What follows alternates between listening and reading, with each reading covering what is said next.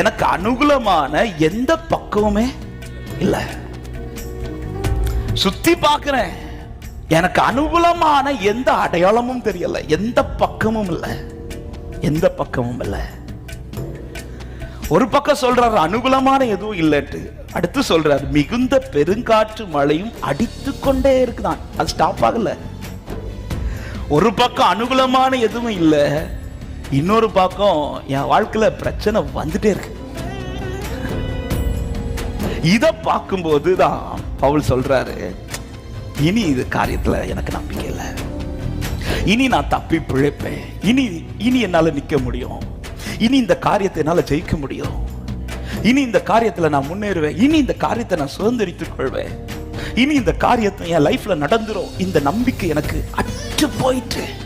ஏன்பா இப்படி ஒரு வார்த்தை சொல்ற? நீ தேவனுக்காய் நிற்கிறவன் அல்லவா, நீ தேவ